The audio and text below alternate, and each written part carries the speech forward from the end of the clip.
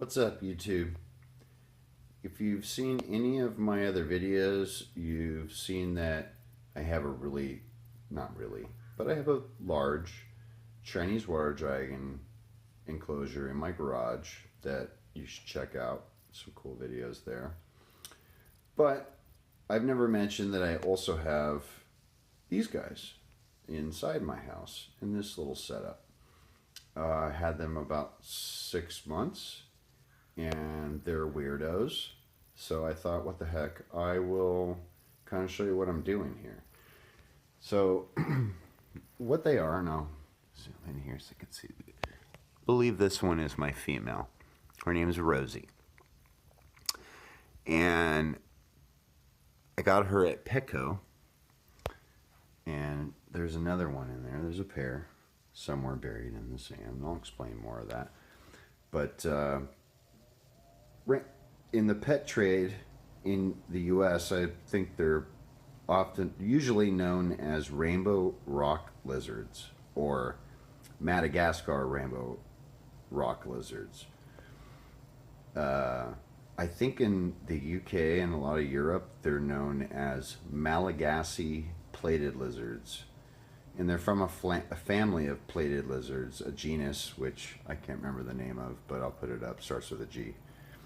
Anyway, I kind of rescued them from a Petco that I kept seeing them at, you know, week after week after week when I go in to get feed for my dragons, and I started feeling sorry for them, and I had this other setup, so I picked them up with my daughters one day, and we took them home, and I thought, well, I'll just study and find out about these guys and give them a good home. Well, turns out there's no information at all available on these guys. So I thought, what the heck, I'll make my own video and tell you at least what I've learned, which is a little bit. I have been keeping reptiles for 25 years, so I'm not uninformed, but I have never kept this species in any way, shape, or form, or this genus, and so it is a learning experience for me. I did what studying I could on the genus, and that's how I came up with this setup, and that's what I'm going to show you. So it is an Exoterra. I believe it's 30 inches wide, 18 inches deep, and 12 inches high. I think they call it the large short. It's got a little heater hood on top, or with a nice light in it. I don't even remember what kind it is. I'll put it in the description. It's a fairly powerful bulb. I think it's 100 watt, and it's all that's necessary for daytime in terms of heat. And then I have a nice fluorescent UVB light. I'll put the specs on that too. I just do the research and make sure I'm getting a good one. I get good advice from my local people, and I make sure I have nice equipment. So I would have to look up the specs, but you can see it's a good, nice zoom med hood and or a light fixture.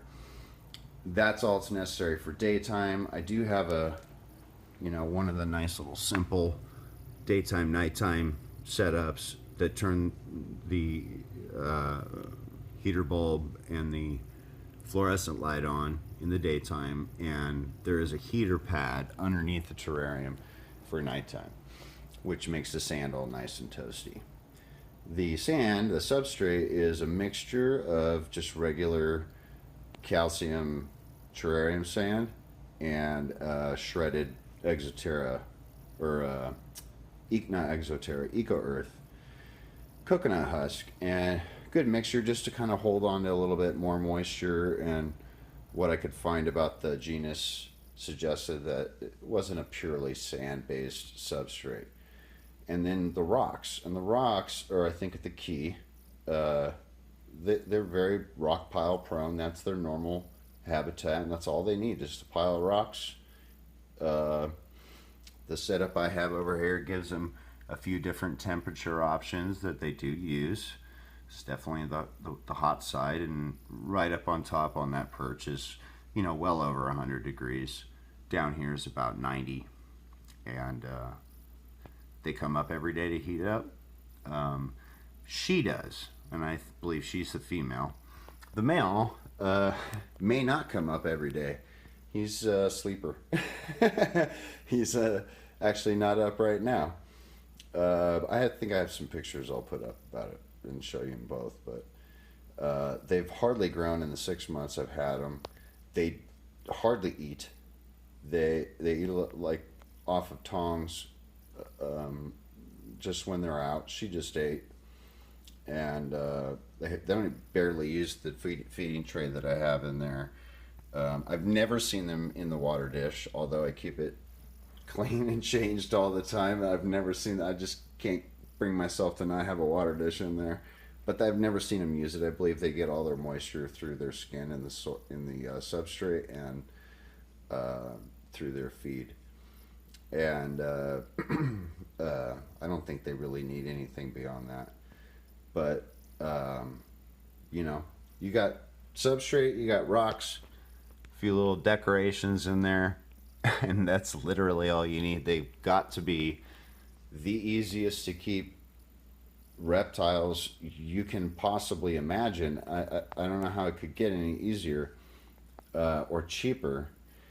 The only trade-off, I guess, is the fact that they are not out a lot. You know, they're only out about she's out maybe 3 or 4 hours a day, and he's out maybe for about an hour, and that's it. He just out, he wants to eat, and then he's going back into the sand, and then he might surprise you and stay out for a few hours one day.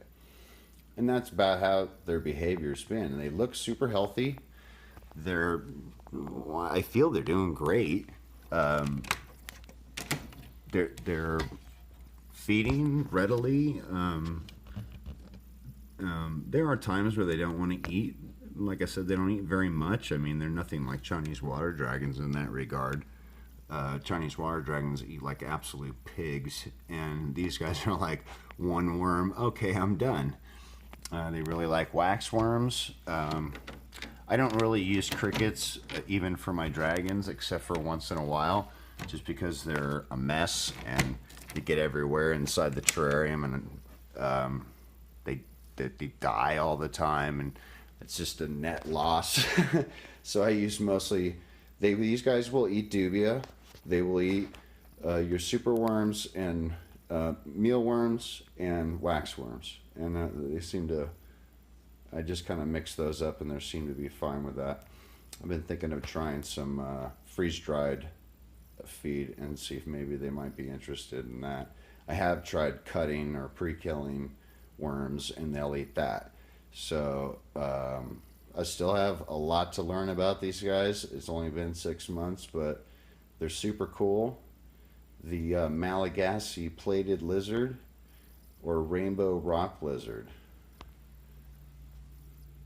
Check them out if you're interested in something different that nobody has. And they're cool. They're look at this blue head. They have kind of a purple tongue that comes out once in a while. I can't get it to focus. And beautiful orange and striped back. She's starting to shed a little bit, so it's a little reduced in the back. She's not really firing right now, but they're really pretty, and they will not tolerate handling. I should mention that. They hate it. They absolutely flip out. They think you're going to eat them.